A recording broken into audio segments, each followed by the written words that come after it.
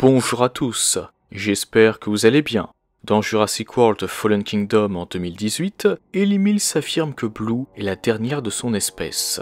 Mais c'est alors qu'arrive en 2020 la première partie du jeu en réalité virtuelle, Jurassic World Aftermath, un jeu canon à l'univers des films dont les événements se déroulent en 2017.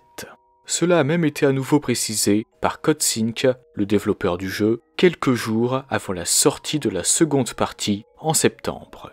Dans ce jeu, en plus des Dilophosaures, le personnage se retrouve confronté à plusieurs vélociraptors sur Isla Nublar. Ces dinosaures vivent dans un complexe connu sous le nom de Centre NMS, NMS étant l'abréviation de North Mount Sibo.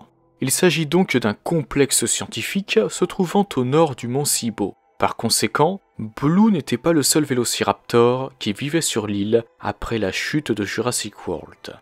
Bien qu'il mentait en disant qu'il ignorait qu'elle avait un nom et qu'il aurait très bien pu mentir sur le fait que Blue était la dernière de son espèce pour pousser Claire à absolument la sauver, l'argument de Mills reste tout de même valable dans Fallen Kingdom, et je vais vous expliquer pourquoi dans cette vidéo. Comme je l'ai dit plus tôt, le centre NMS était un complexe secret se trouvant au nord du mont Sibo, et par conséquent, rares étaient ceux qui connaissaient son existence. Owen Grady et Vic Hoskins n'en faisaient d'ailleurs pas partie. Il semble donc que les travaux du centre NMS étaient différents de ceux menés par le projet Ibris. Les laboratoires du centre NMS comprenaient de nombreux enclos et salles d'observation. Les scientifiques de Jurassic World pouvaient y instruire et évaluer leurs plus redoutables sujets tout en garantissant la meilleure qualité de vie possible pour eux. Tous les raptors du parc, dont ceux de la Raptor Squad et le sujet V2, une femelle raptor qui fut écartée du projet Ibris durant sa phase d'initiation en raison de son comportement agressif et imprévisible, furent créés dans ce centre. C'est également dans ce complexe que les docteurs Henry Wu et Amelia Everett travaillaient sur la modification des hormones sociales des vélociraptors. Le but des scientifiques était de tester et de conditionner les raptors, les faire obéir aux ordres, un peu comme ce que faisait le projet Ibris. Par exemple, ils se servaient d'un signal sonore pour leur indiquer que c'était l'heure du repas, un peu comme une clochette qui leur signalerait que c'est l'heure du déjeuner. Voulant mettre la main sur l'ADN de Blue, une petite équipe fut envoyée sur place par le Dr Wu en 2017.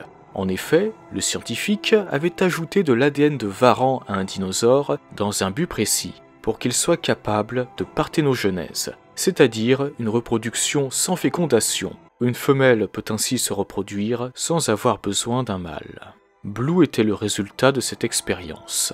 Il est donc possible que Blue soit capable de parthénogenèse.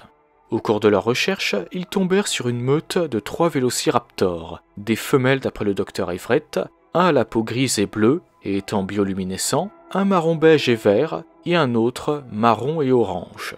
L'ADN de Blue fut récupéré comme prévu, mais le docteur Amelia Everett et le mercenaire Sam, alors tous deux sur place, décidèrent finalement de le jeter dans l'océan Pacifique pour empêcher Wu et Mills de mettre la main dessus.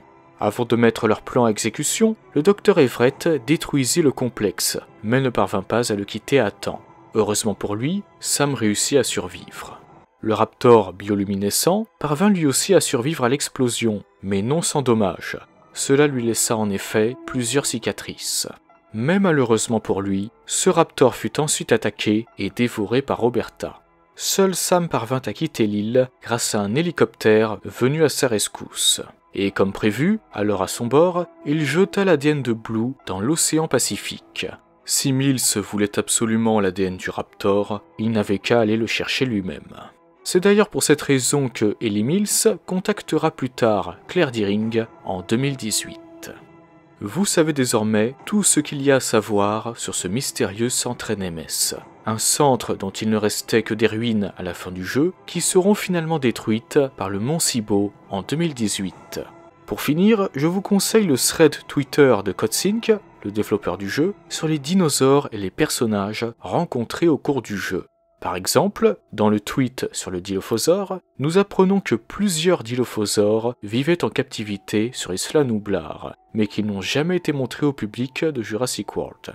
Voilà tout ce que j'avais à vous dire à ce sujet. À présent, je tiens à vous remercier pour tout le soutien que vous apportez à mes vidéos et à ma chaîne en les regardant et en les commentant, tout en partageant vos théories et vos avis sur un certain sujet. C'est toujours un plaisir d'en discuter avec vous. Et bien entendu, merci pour tous vos pouces bleus. Merci pour toute la force que vous envoyez. Avec la saison 4 de la Colo du Crétacé qui arrive demain, si cette vidéo est bien sortie le 2 décembre, vous vous en doutez, on se retrouvera très bientôt pour une vidéo avis et analyse de cette saison et je pense qu'il y aura beaucoup de choses à dire dessus.